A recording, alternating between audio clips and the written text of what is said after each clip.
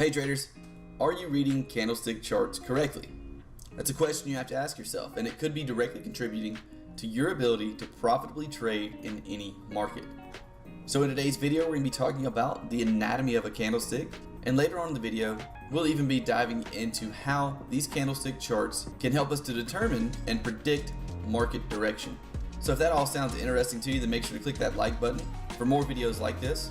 Go ahead and click that subscribe button while the intro and disclaimer roll to be alerted when we come out with other content, and I'll see you guys on the other side.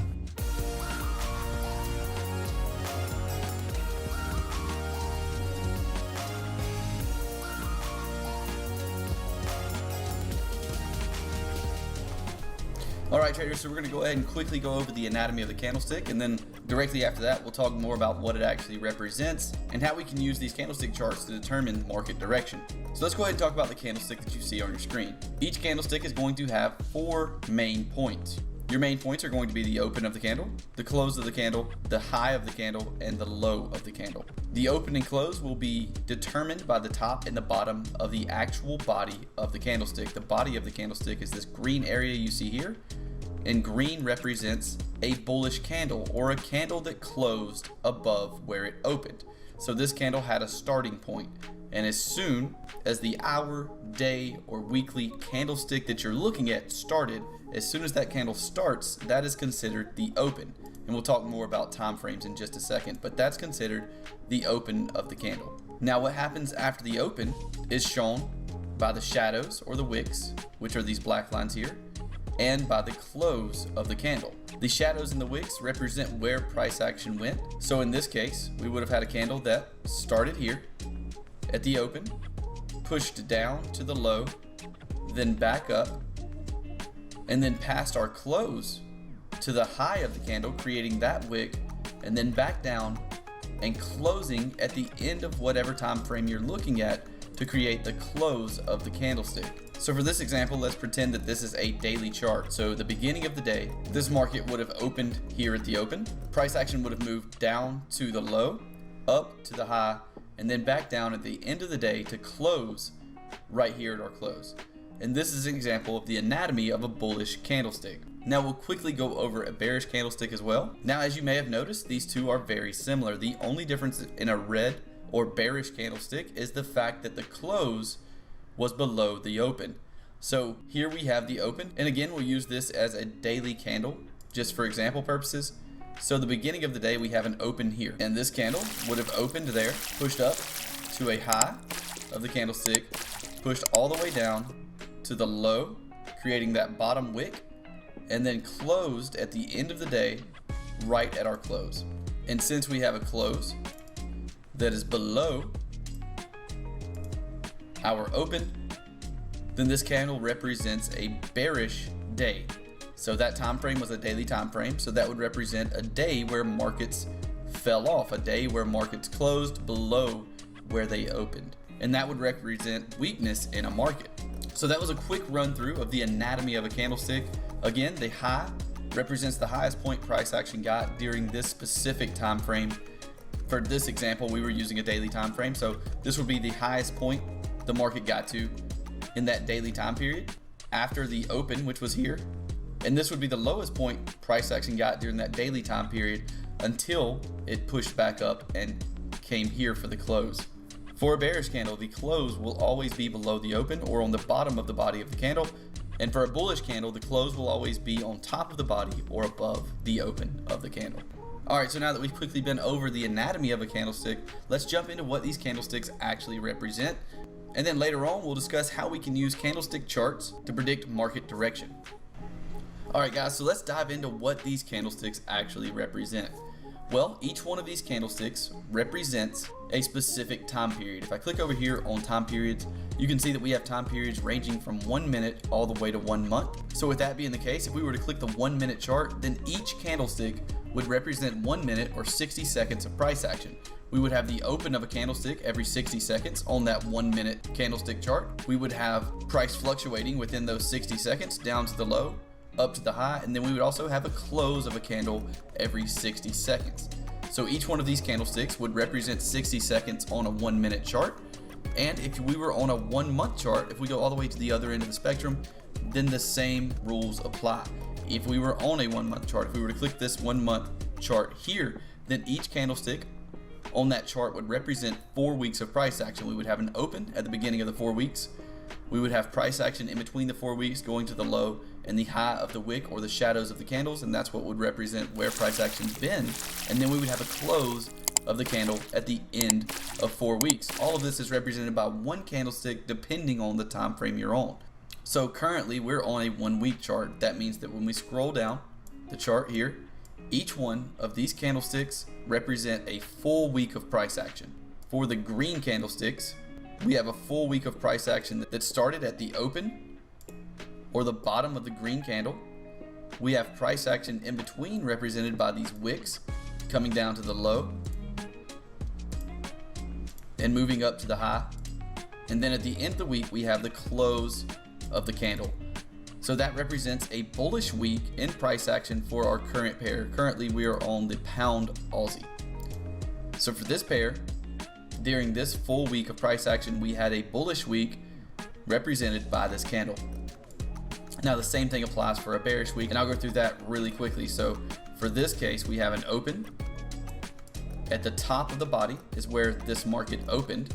We have where price has been represented by the wicks, the high and the low of the red candle, and the close of the candle at the end of the week at the bottom of that body.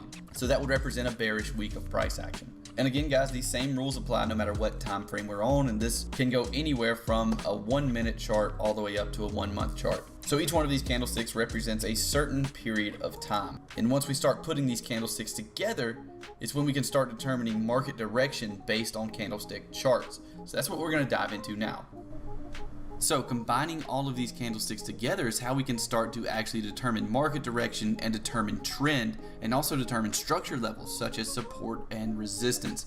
And these are going to all be foundational parts of success in any trading career on any market. Understanding how to read a candlestick chart is the foundation of any good trading strategy. All right, so we have a starting point down here, correct? This market pushed up from this level with a nice impulsive move, indicating a lot of buyers coming in from that direction. Now, what we're looking for next is to see if that level is broken. So we have a high.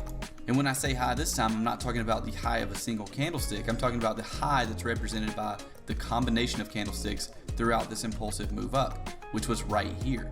The high is what's created before the pullback. So this pullback represents people selling from the market, a combination of people selling. And the reason they're selling can be because of many different factors. Some people that were in down here at this level that we started from are now just taking profit. Other people may be jumping in based on some type of fundamental news release or based on some type of technical analysis. But all of that is really irrelevant information, because all we want to do is look at the chart and understand what it's doing. So once we've created that high, we're looking for a pullback and then the creation of a new high. This 3-point move is how we can start to determine market direction. Once we have this 3-point move, a low to a high, to a pullback or higher low, to a new high, once that's created, then we can determine that the market direction is currently up. The market direction is bullish. And with that being the case, we have the ability to restrict ourselves to only bullish trades, to only long trades, and this can really be beneficial to a trading strategy. Now, what are we looking for after this 3-point move? And this is where a lot of traders get confused. Well, we're looking for this uptrend to continue before the break of our support level. This is our support level. So before this support level gets broken, we expect the market to come up and break above this resistance level and continue our uptrend. And that's exactly what we get. Here we have this pullback again, selling pressure from taking profit, from traders taking positions based on fundamental news events and traders taking positions based on technical analysis. And then we have another push up, continuing our uptrend because we've now broken above our previous high. And since we have a break above our previous high into a new high, what are we expecting? We're expecting another new high, and we're expecting it before the break of this support level right here. Now, some main places that we can expect this market to turn around while in this uptrend are our previous points of resistance, which would be represented by this and this, That's a spot where the market is likely to continue its trend to the upside, or we could look at other support and resistance levels through this zone as likely zones for the market to continue its trend. Other examples of that would be right in here, because that level has acted as resistance before, and even this lower level represented by our blue line. Any of those levels are highly likely places for the market to continue in its uptrend, or in its current trend, which for the moment on the pound Aussie here is up. So we're going to continue determining market direction like this. And guys, it's important to remember that no matter how you're determining market direction, it's never going to be 100% accurate. But doing this and creating rules for determining trend is going to keep you consistent when it comes to placing trades. And that's what's very, very important when trading in any market. So now we have this pullback yet again, a high, a pullback, and what do we get? A new high. The market's going into a new high now. We'll wait on that pullback. There we go. We're starting to have a pullback now, so we'll draw our line yet again. And what are we waiting for at this point? Well, we're waiting for the market to break above this high before we break below this lower support level right here. Let's see what we get. Market pushing down, pushing down. Okay, now look on this edge of the screen, and you can see that we have a break and close below that support level. So let's use those same rules and let's determine trend based on this candlestick chart.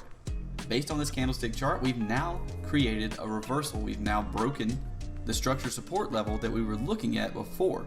Since we've done that, we expect this market to trade lower now instead of higher. So now our bullish direction bias, our long bias, is gone completely. We're no longer looking for this market to head higher than our previous level.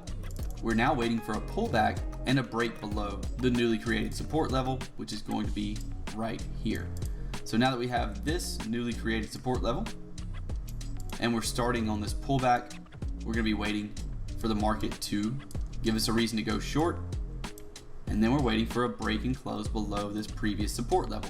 So this is how you can determine market direction using these candlestick charts, guys, pointing out these highs and lows and waiting for the market to tell you whether or not it's going to be supported by that support level or continue in that current trend, or if it's going to reverse like what we just saw.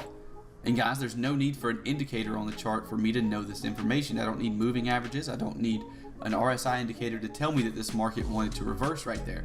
I've determined that information based solely on these candlestick charts, and I'm showing you guys how to do the same exact thing.